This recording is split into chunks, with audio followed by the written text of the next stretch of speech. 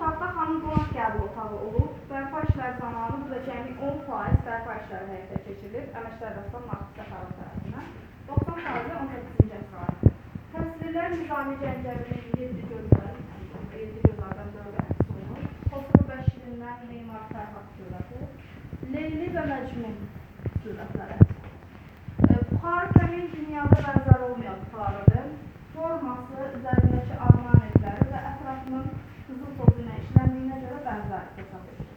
Yəni, bu sahələr hamısı orijinal qızıl tozudur. Kaminin də ətrafında var, divar və falanlar.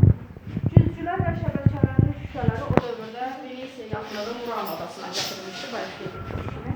Şəbəkələrin bu sahəsi orijinaldır. Mənim sorum Orijinal şüşələrdən ibarətdir, yəni 250 min şüşələr var. Narıncı sahəsə bərpa işləri zamanı yenilənmiş sahələrdir. Və bərpa işləri zamanı şəbəkə ustalarının fərq edilmiş şüşələr istifadə edir ki, siz çölmələrlə yeniləri ayırt edə biləsiniz.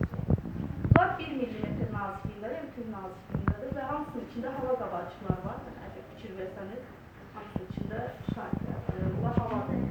O dövrdə yaxşı çıxaramırdılar deyə, həmin bu əl işidir.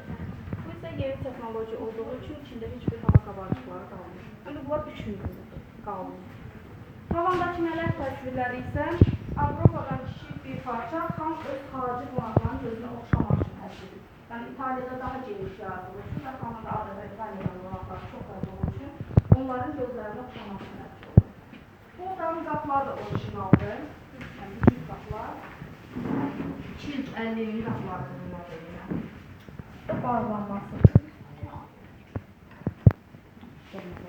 Ponçalı qapılar adlanır.